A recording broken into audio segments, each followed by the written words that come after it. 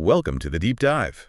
We're here to cut through the noise and get you straight to the insights you're after. That's right. And for our listener today, the learner, who wants those aha moments without getting totally swamped, well, we've got a big one. We're diving into the idea of a universe of rising complexity. It's a huge topic, yeah. We're basically looking for patterns. Patterns of complexity showing up everywhere, from the cosmos itself to life to, us, human societies. Zooming way out, then right back in. Exactly. To see the threads connecting it all. Okay, so our mission here is what? To really boil down how complexity happens, how it grows, changes, sometimes collapses, and then maybe comes back. Precisely. And maybe see if this deep history gives us any clues about where we are now, with our global civilization. Right, because the sources you've pulled together cover, well, everything. Cosmology, AI, it's a massive range. It really is. But we'll focus on the really key bits, the most fascinating insights to give you that bigger picture. All right, let's jump in. Complexity rising from the cosmos to culture. First up. The cosmological era. Sounds like things started out pretty simple. Incredibly simple.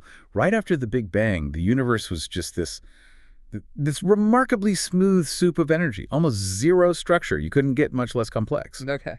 But then something really interesting happened. Cosmic inflation. Inflation? Wasn't that supposed to smooth things out even more? Well, yes, on the grandest scale, it did. Which, initially worked against clumping. But, and this is the twist, it also took these absolutely minuscule quantum fluctuations, tiny wobbles, and blew them up to enormous sizes. Ah, okay.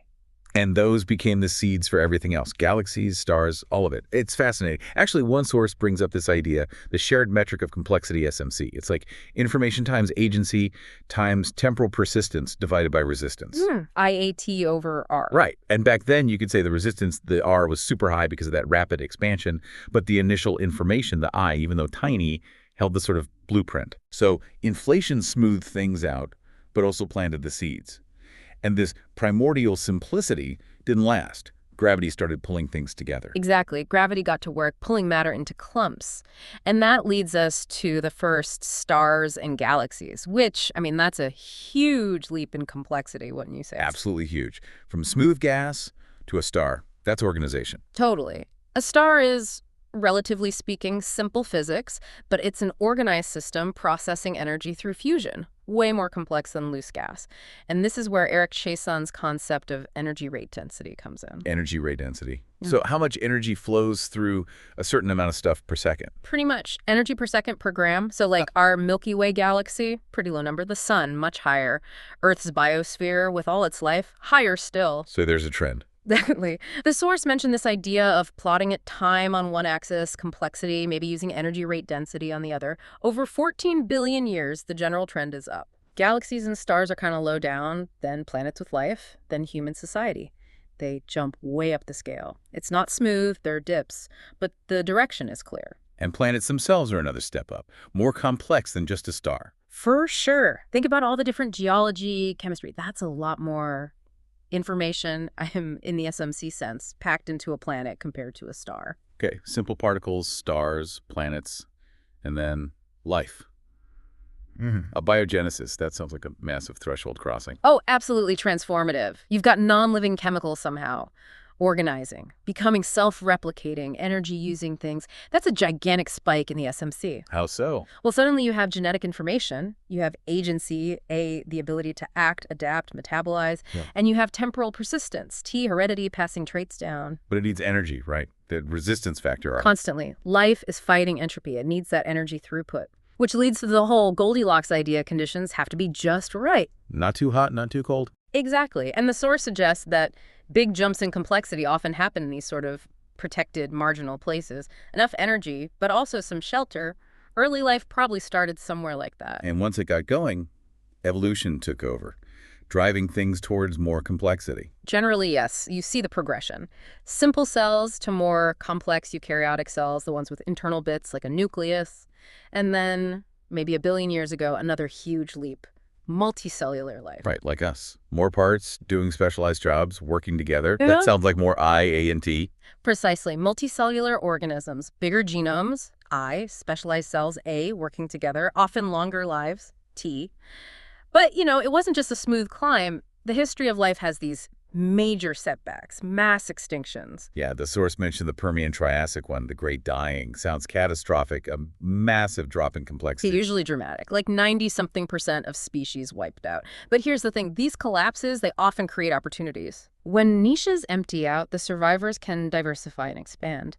The function of the ecosystem processing energy, you could say, finds new ways to happen, even if the players change. It's like destruction clearing the slate for new growth.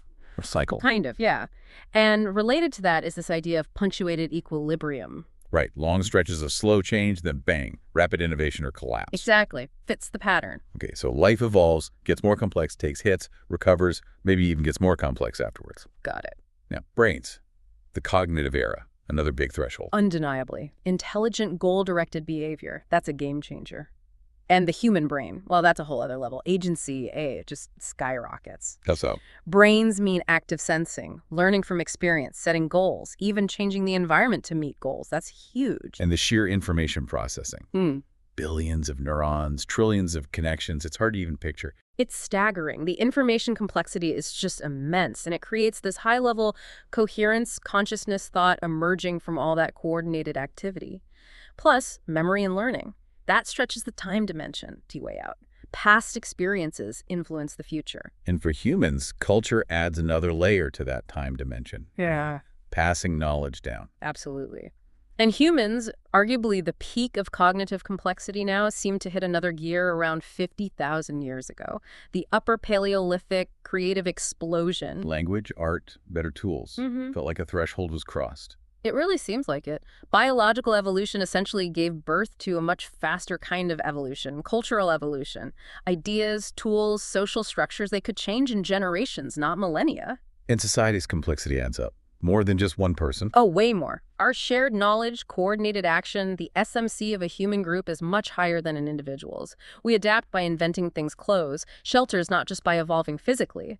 This cultural evolution really kicked the speed of complexity increase into high gear. Okay, so from hunter-gatherers adapting culturally to settling down, agriculture. Yeah. That starts the technological societal era, another massive shift. Huge. The agricultural revolution, maybe 10, 12,000 years ago.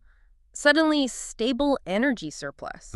That allows for settlements, population booms, hierarchies. A new kind of complexity, networks of people and things. Exactly. And this is where you really see modularity and hierarchy becoming super important in human systems, just like nature. Modularity like specialized parts and hierarchy like levels of organization. The source mentioned Herbert Simon.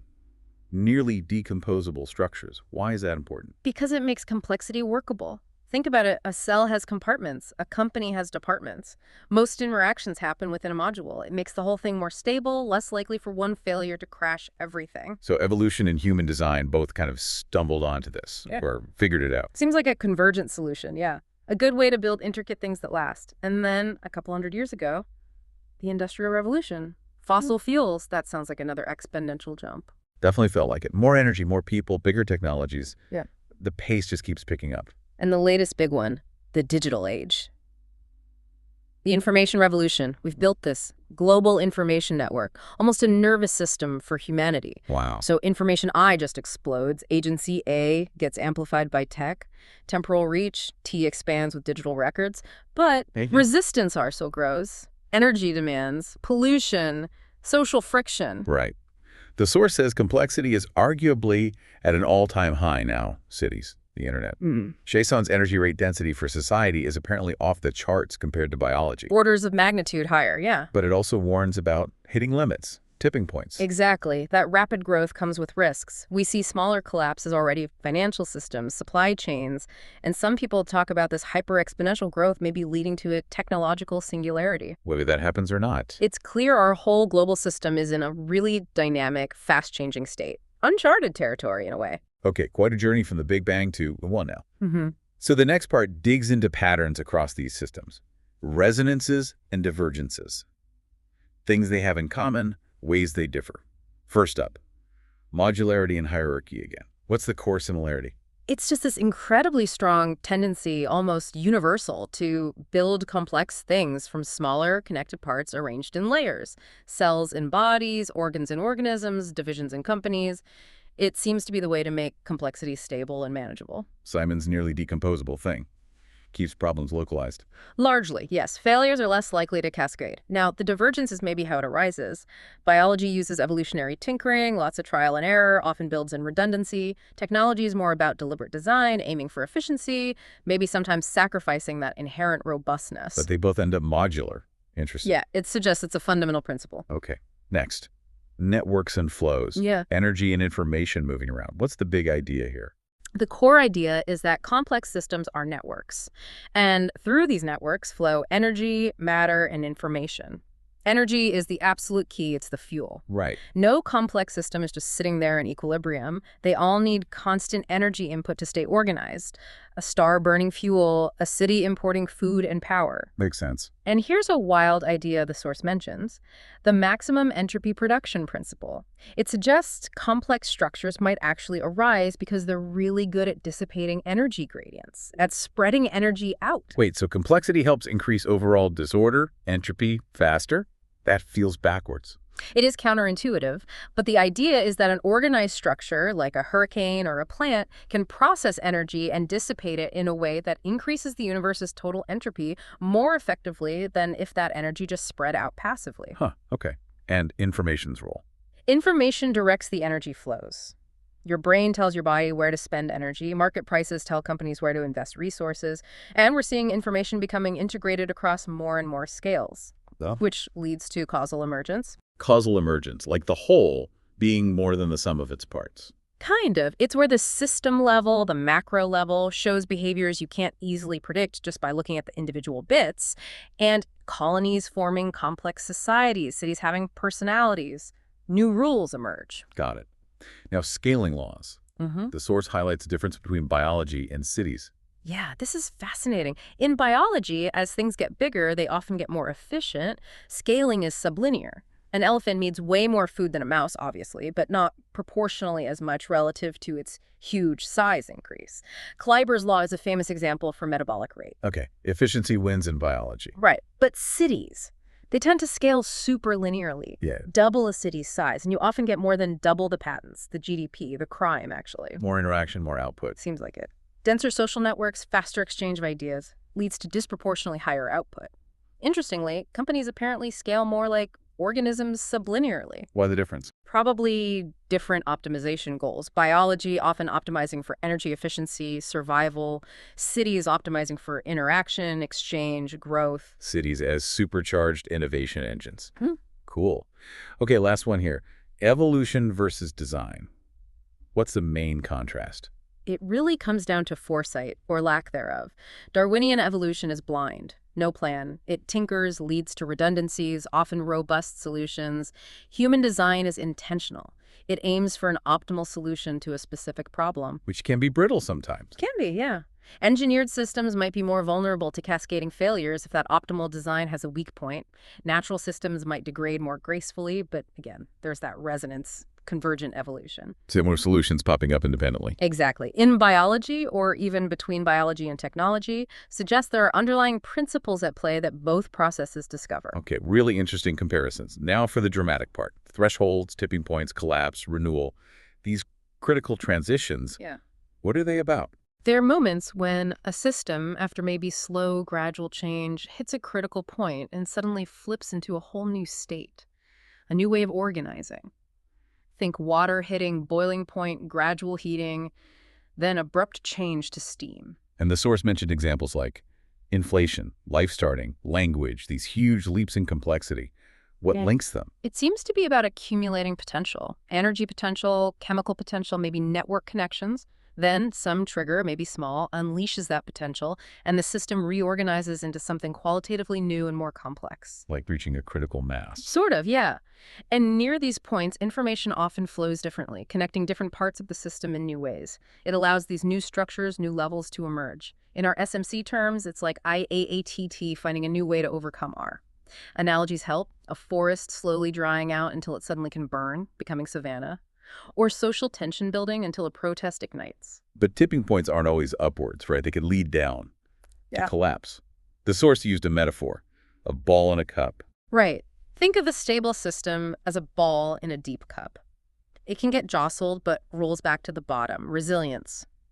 But if stresses gradually make the cup shallower or narrower, Less resilient. exactly, then even a small push can knock the ball out entirely into a different state, maybe a much less desirable one, or just into disorganization, collapse, like a clear lake getting polluted until, boom, it flips to a murky, algae-dominated state. And for societies, Joseph Tainter's idea, complexity becoming too costly. Yeah, his argument is that societies keep adding complexity to solve problems, but eventually the energy and resource cost of maintaining that complexity starts giving diminishing returns.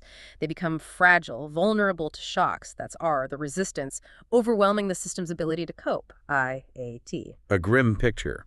But the source says collapse isn't always the end. It can be part of a cycle. Often, yes. Holling's adaptive cycle talks about this. Growth, conservation, then release, collapse, followed by reorganization. The collapse releases locked up resources and potential, creating space for novelty and renewal. Like a forest fire clearing old growth, allowing new things to sprout. Exactly. Or even thinking about the fall of Rome. Massive disruption, yes. But eventually new institutions, new ways of organizing emerged in Europe. So resilience is key, the ability to reorganize after a hit. The biosphere has done this after mass extinctions. It has, repeatedly, which brings us to the worry today. Our global system is so interconnected. Does that make a potential collapse worse? More total? Yeah, that sounds scary. It's a serious concern.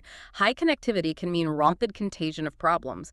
But the source also notes maybe there can be smaller, corrective tipping points. Shifts towards sustainability, for example. And even in a big collapse, it's unlikely everything vanishes. Remnants persist, seeds for rebuilding. So the message is, be aware of the threshold. Try not to push things too far. Keep that SMC equation balanced. That seems to be the core takeaway for stability, yeah. Okay, final stretch. Let's look at now and the near future. Global civilization, AI, the future SMC.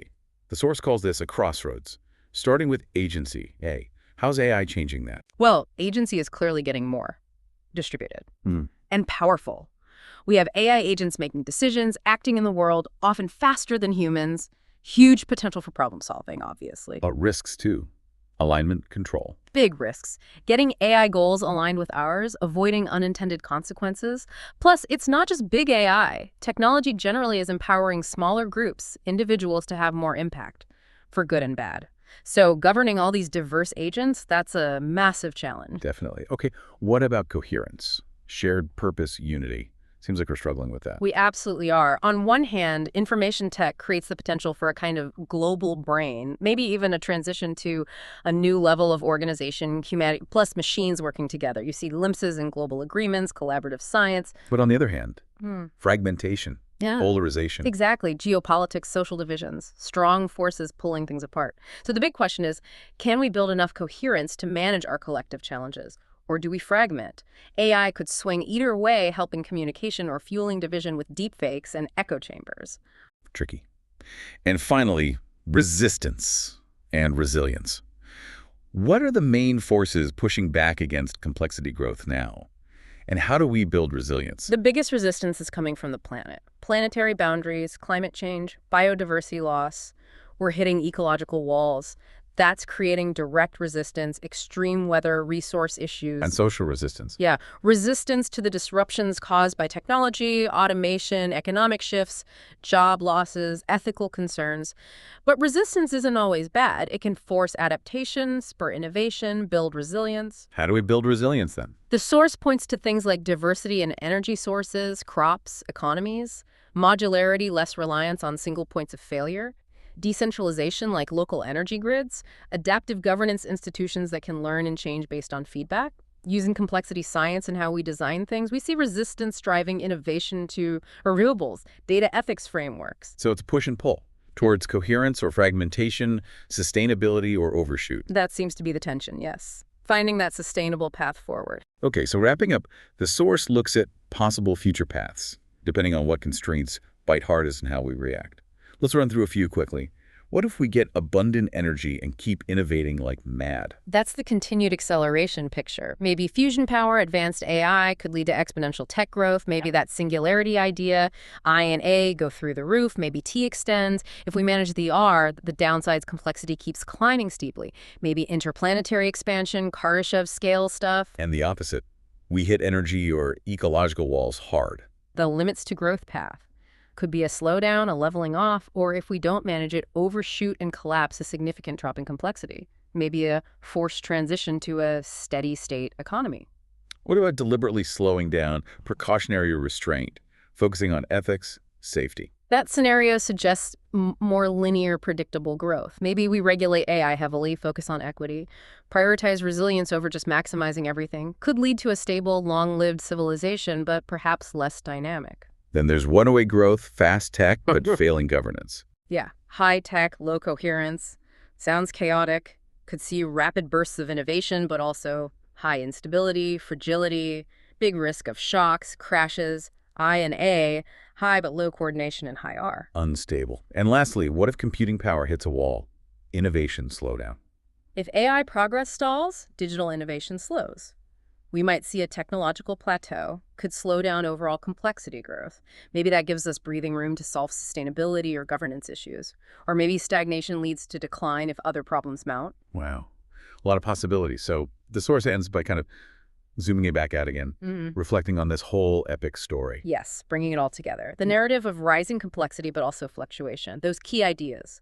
Threshold leaps, collapses, renewal, the SMC framework, IAA8TR, the recurring patterns across all these different domains. And highlighting our current moment. Exactly. Humanity may be now partnered with AI as this unique point where the universe might be, in a sense, becoming aware of its own complexity, trying to manage it. Facing that choice. Coordinated complexity or fall apart. That's the crux of it, the need to really understand these complex system dynamics, learn from nature's long history, but also use our unique abilities wisely, finding that balance in the SMC equation, seeing the interconnectedness. It feels like we're right at a hinge point. The decisions we make now really matter for that long-term trend. That's a profound message, which leads to a final thought, really, for you, the listener.